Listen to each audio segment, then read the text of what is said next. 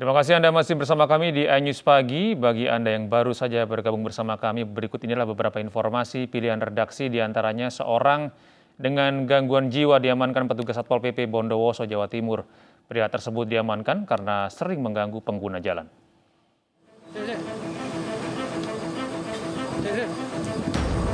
Petugas Satpol PP mengejar seorang dengan gangguan jiwa di Kecamatan Tenggarang, Bondowoso, Jawa Timur. Petugas mengamankan pria ODGJ ini karena sering mengganggu pengguna jalan. Saat dievakuasi ke rumah sakit, pria ini sempat melawan petugas hingga harus diikat di kasur.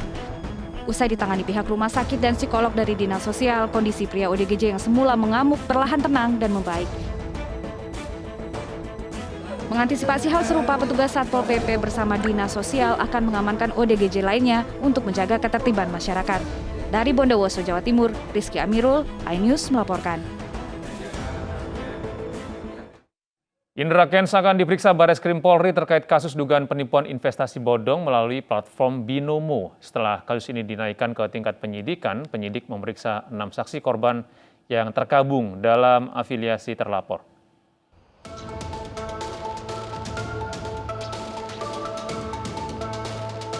Sejumlah korban penipuan investasi bodong binary option dengan aplikasi Binomo mendatangi Bareskrim Polri didampingi kuasa hukum Rabu siang.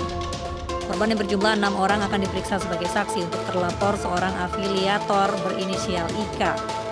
Para korban juga membawa sejumlah barang bukti mulai dari dokumen mutasi rekening, bukti transfer, dan sejumlah bukti terkait investasi bodong yang dilaporkan.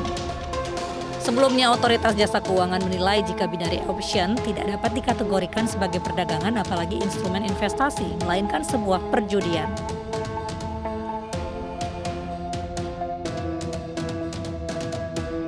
Kasus dugaan penipuan perdagangan opsi binary melalui platform Binomo yang melibatkan pegiat sosial Indra Kusuma alias Indra Kents naik ke tahap penyidikan. Pria yang dijuluki Crazy Rich Medan ini akan kembali dipanggil sebagai saksi Jumat besok setelah mangkir pada pemanggilan sebelumnya di Polda Sumatera Utara. Mudah-mudahan hari Kamis atau maksimal Jumat kita akan panggil dia bukan undang, kita panggil Saudara Ika sebagai saksi. Kita juga akan memeriksa platformnya, platform Binomo tersebut siapa, karena yang tahu sendiri adalah Saudara Ika yang ditelapor itu. Pihak Indra Kents telah menyanggupi untuk memenuhi panggilan pemeriksaan. Selain itu, Indra Kents juga sempat meminta maaf melalui akun media sosialnya karena pernah mempromosikan Binomo. Dari Jakarta, tim liputan iNews melaporkan. Pemirsa, kurang 1 bulan lintasan Pertamina Mandalika International Street Circuit belum juga diaspal ulang. Alat sudah datang, tapi bahan mengaspal belum juga datang dari Pulau Sulawesi.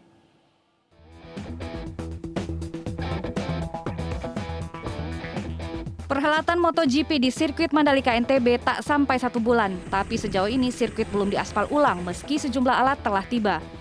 Material aspal belum juga tiba dari Sulawesi. Aspal ulang sirkuit Mandalika merupakan rekomendasi Dorna dan Federasi Motor Indonesia usai tes pramusim lalu. Lokasi sirkuit yang diaspal ulang antara lain tikungan 1-5 dan tikungan 17. Totalnya 1,2 km.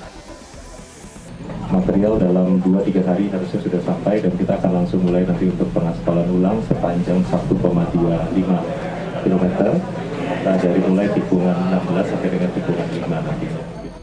Pengembang kawasan ekonomi khusus Mandalika yakin permintaan Dorna dan Federasi Motor Indonesia akan segera rampung sebelum perhelatan MotoGP di sirkuit Mandalika 18 hingga 20 Maret 2022 mendatang. Tim Liputan iNews melaporkan. Sementara itu, pengerjaan pembangunan lintasan balap Formula E 2022 Jakarta E-Prix sudah terrealisasi 28,5%. Pembangunan lintas balap Formula E ditargetkan selesai pada 28 Maret 2022.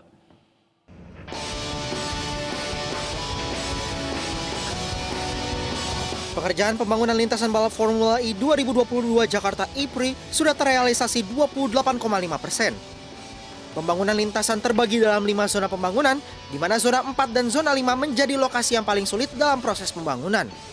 Target pengerjaan lintasan Formula E dijadwalkan selama 54 hari dari tanggal 3 Februari hingga 28 Maret 2022.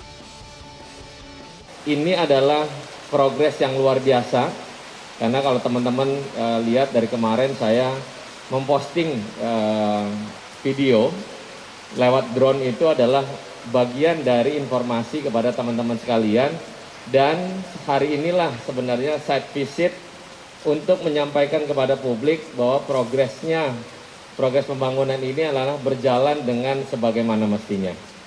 Dan semoga dalam kisaran yang ditetapkan oleh kontrak kerjasama dengan penyelenggara kontraktor adalah 54 hari. Mudah-mudahan lebih cepat, dan saya juga meminta kepada kontraktor untuk pertambahan orang melaksanakan untuk pembangunan di sirkuit ini. Ketua Tim Teknis Formula E Jakarta Ananda Mikola menyampaikan trek Formula E kali ini akan menjadi trek terbaik karena pada beberapa tikungan mempunyai kemiringan yang berbeda dengan sirkuit lainnya. Dan tadi saya lihat ada beberapa tikungan juga yang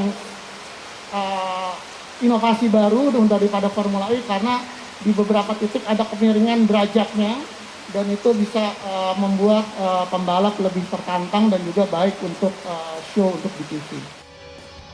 Lintasan ini akan dibangun dengan panjang 2.400 meter, memiliki 18 tikungan dan panjang trek lurus sekitar 527 meter. Rencananya Formula E digelar di kawasan Ancol, Jakarta Utara pada 4 Juni 2022. Dari Jakarta, Mahathir Muhammad, Rama Romadona, iNews melaporkan. Pemirsa, batalnya Timnas Indonesia U23 ke Piala AFF U23 2022 dengan alasan krisis pemain akibat COVID-19 disayangkan oleh sejumlah pihak. Tak ingin kejadian serupa terulang, PT DNR Corporation memberikan alat semprot hidung yang mampu melawan virus dan mikroba di saluran pernafasan atas. PT DNR Corporation mendominasikan 100 alat semprot hidung N-Novit kepada PSSI untuk diberikan kepada punggawa Timnas Indonesia. Alat semprot hidung ini diserahkan langsung kepada pelatih Timnas Indonesia, Shin Tae-yong. Pelatih asal Korea Selatan ini menyambut positif donasi ini karena dapat membantu mobilisasi dan prestasi Timnas Indonesia di masa pandemi. Produk yang membunuh bakteri dan virus. Jadi kami sepertinya akan bisa mengikuti semua turnamen yang akan ada. Kenapa ini kami donasikan ke PSSI melalui Shin Tae-yong? Karena memang satu adalah kawan, ya. Kedua juga kami dengar berita tentang yang AFF kemarin, ya. Jadi kami rasa salah satu prokes yang dapat ditambah selain pakai masker, mencuci tangan adalah dengan mencuci hidung. Donasi alat semprot hidung ini diharapkan dapat mencegah penularan virus corona, sehingga para atlet dapat terus berlatih dan dapat bertanding di berbagai kejuaraan. Dari Jakarta, Nastasia Frina, Freddy Budiman, Pandu Laras, iNews melaporkan.